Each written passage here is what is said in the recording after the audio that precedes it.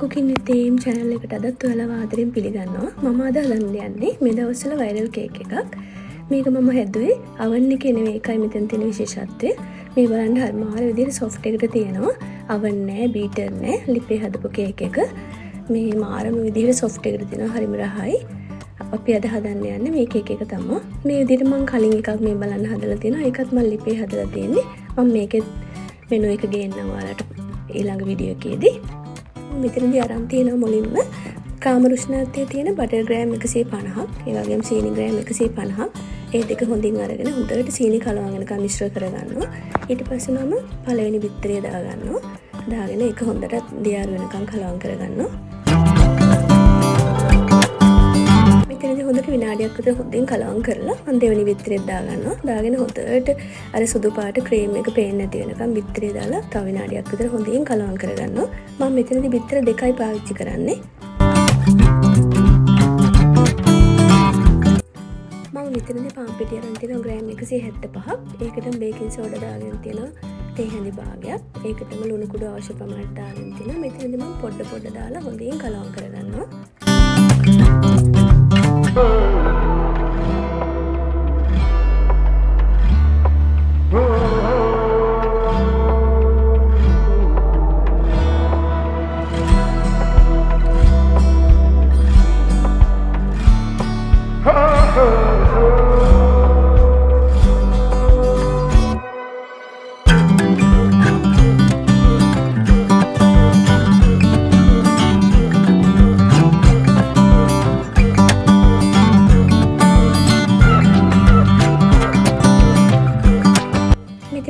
ඒකේ පදම හොඳට හරි.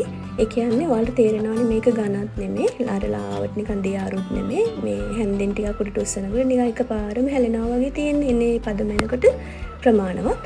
මෙතනදී මම මේ චුට්ටක් මට හිතෙනවා මේක ටිකක් ඝනකම් වැඩි වගේ කියලා. මම මෙතන fresh milk හැඳි දෙකක් වගේ එකතු කරගන්නවා. ඒක ඔයාලට අවශ්‍යමයි කියලා නෑ. කොහොමද fresh milk දාන එකත් හොඳයි, රසත් තියෙනවා වැඩි. දැන් මේ ටික හොඳට කලවම් කරගෙන මම දැන් තව භාජනයකට මේක අස් කරගන්නවා. මොකද මම මෙතනදී කලර්ස් දෙකකින් තමයි මේක හදන්න හිතාගෙන ඉන්නේ.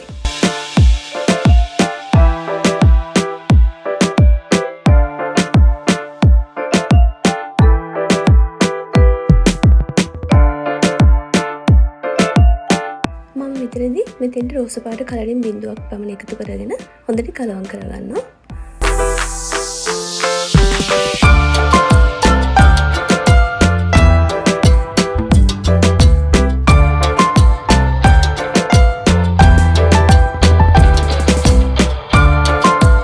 මෙතනදී හොඳට රෝස පාට වෙනකන් කලවම් කරගන්න. ඔයාලට ඕන නම් වෙන කලර් එකක් වුණත් ගන්න පුළුවන්. මම මෙතනදී රෝස පාට තමයි පාවිච්චි කරන්නේ. මම මෙතනදී පෑන් එකක් පාවිච්චි කරනවා. ඊට පස්සේ මේ බැටර් එක දාගෙන හොඳින් තවර ගන්නවා.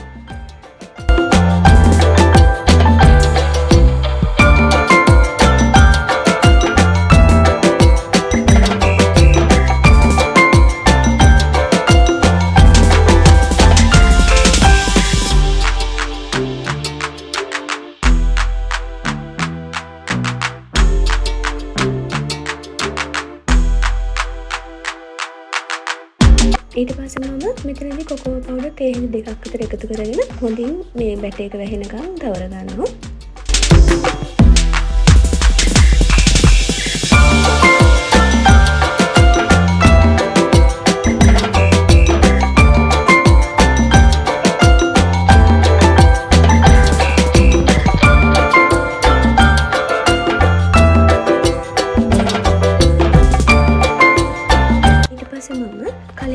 රෝස පාට බැටර් එක තියෙනවානේ.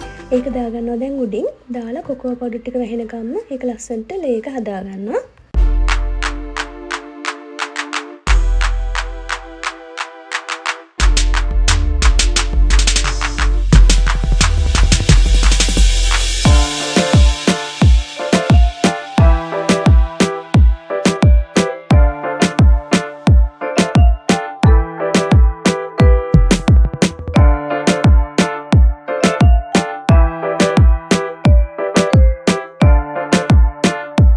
ඊට පස්සේ මම පෑන් එක ලිපේ තියලා ලිප ඔන් කරගන්නවා.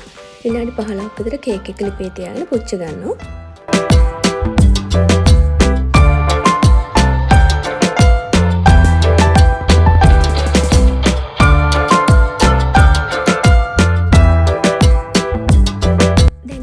කේක් එක රෙඩි. මේ බලන්නකො පුළුන් වගේ තියෙනවා. මාරම සොෆ්ට් එකට තියෙනවා. අවන් ඕනේ. ලේසියෙන්ම හදාගන්න පුළුවන්. ඔයාලත් මේ වගේ හදාගන්න. හදාගන්න පහලින් කමෙන්ට් එකක් දාගෙන යන්න රසයිද කියලා.